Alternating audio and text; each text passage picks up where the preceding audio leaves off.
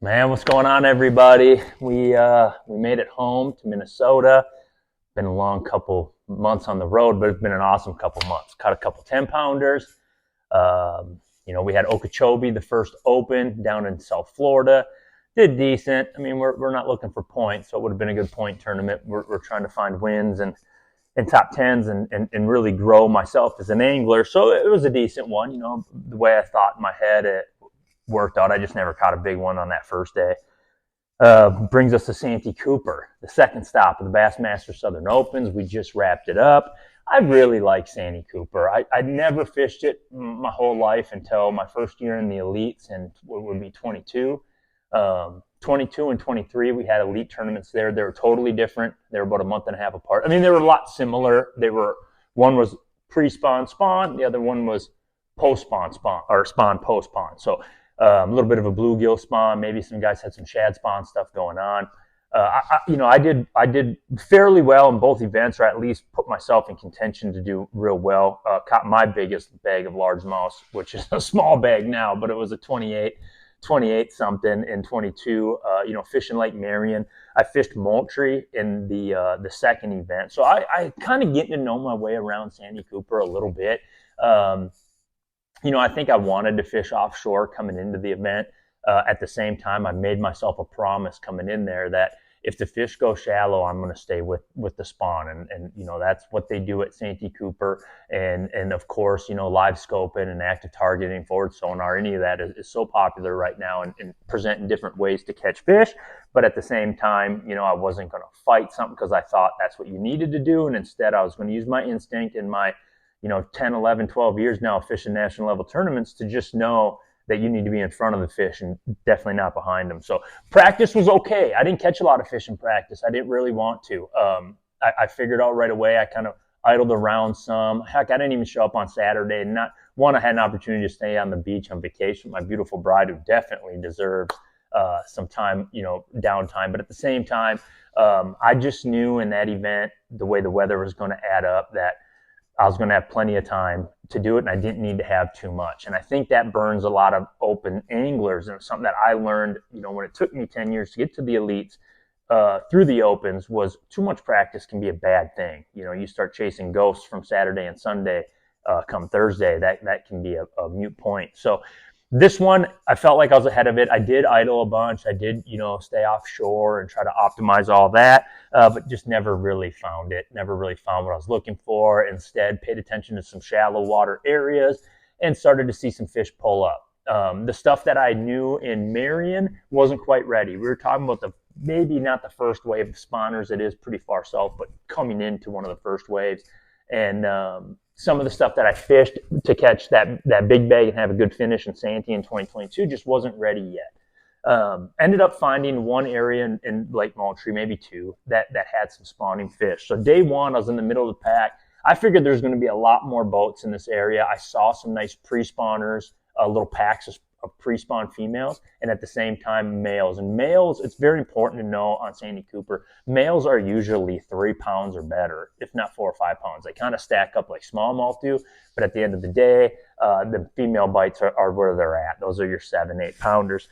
Day one kind of worked great. I went down, I had marked one little spot that I saw some pre-spawners sitting on some rock, and I just scared them with my trolling motor coming through at 100. I threw a frog up there. My second cast, a 6 or 7, almost 7 pounder, smoked it, got us off on the right foot. From there, I went bed fishing. I caught every fish from there that I kept off of the bed looking at them in both Moultrie and Marion. Marion, not as much. A lot of it was real dirty stuff. I maybe left Moultrie too early to go to Marion and maybe picked a couple places. I knew I had a decent bag. I was around the 22-pound mark.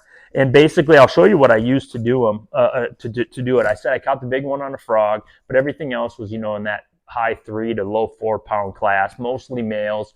I figured I was going to burn that area to the ground because I didn't think I was going to go there on day 2. I figured I was going to find better water up in Marion to try to make a top 10 cut off of, and that just never really happened. So the first bait I would throw when I first see a bass on a bed is I would just go to this, just a little Tungsten weight here with a custom Owner hook and I'm using a Zoom Speed Craw and Tilapia Magic, a 3/8 ounce weight. This is what I would throw. This is what I throw to a bass right away when I see it on a bed, or areas that I think maybe there's a bed, but there's some cover around. I don't feel like I can get a spinning rod on it my first cast. If I throw a bait caster and get the bite, that's what I'm going to do. I was using straight 20-pound Shimano Mastiff fluorocarbon, and both rods are going to be the same here. Both setups are identical. This is a Shimano Metanium XG 8-speed 20-pound test on a NRX Plus 854C jig worm rod, G Loomis NRX Plus. Both of those.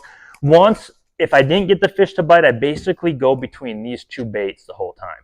And if these didn't get the job done, then I would assume that I need to come back to that fish. So that's kind of how I play it.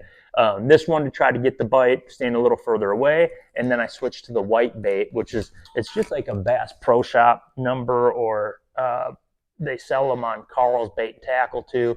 I just really like it. Has these little appendages. It's white. This bait here is strictly to annoy the fish into biting. It's almost the same setup. I think I got a 5/16 Wu Tungsten weight, same extra wide gap hook, ringed, and the same G Loomis NRX Plus 854C jig worm rod. Shimano Metanium XG, 20-pound Shimano Mastiff fluorocarbon. Weighed almost 22 pounds. I was sitting in like 29th. They whacked him. I knew they would. I knew I wasn't going to be in the top 10 with that. Really did think when I'd leave there that I would catch one more real big fish and kind of push me to that 25 mark, and that never happened. So going into day 2, I made the run back down to Moultrie. I had to. I saw too much. My co-angler on day 1 just fishing in the, not bothering me at all. Fishing water. I'm sitting there locked up on a bed fish, and I turn around, he's reeling in a 3 or 4 pounder, just a female that was scooting in. I ran down to Moultrie.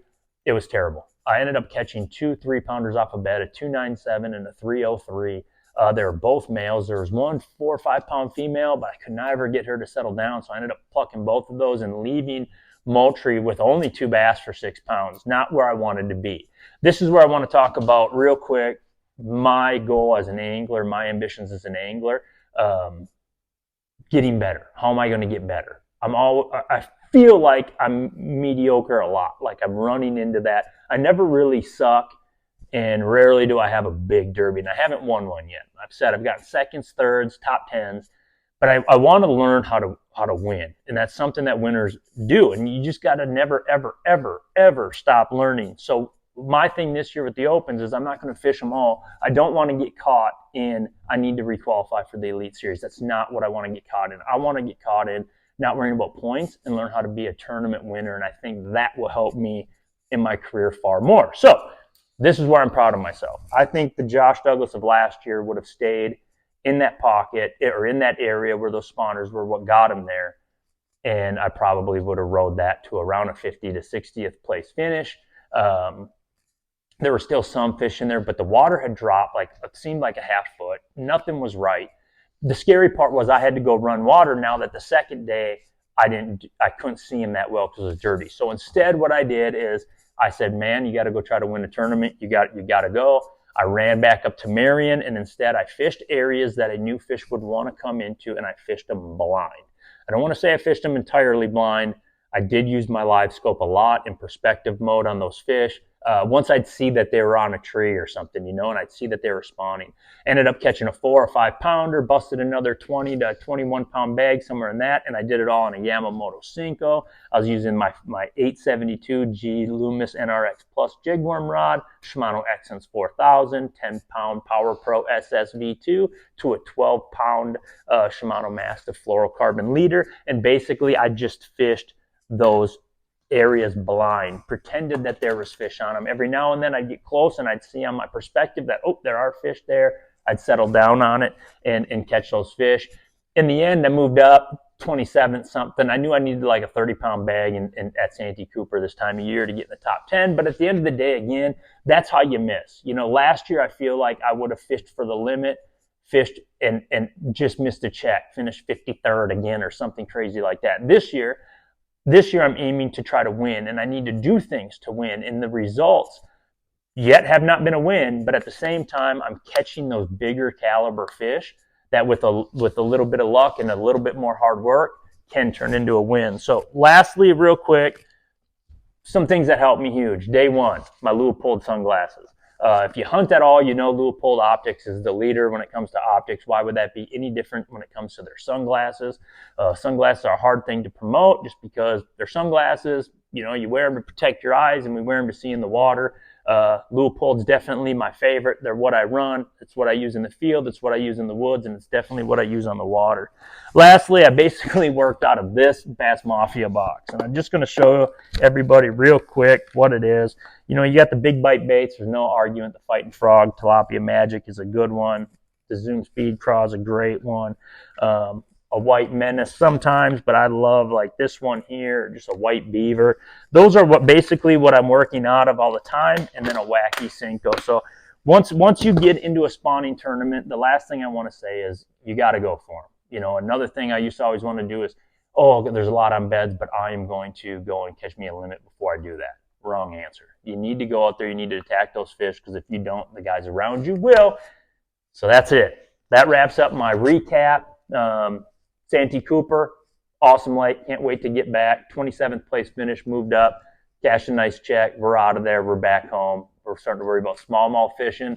Stay tuned to the channel, and hopefully we'll see y'all at the Bassmaster Classic next week.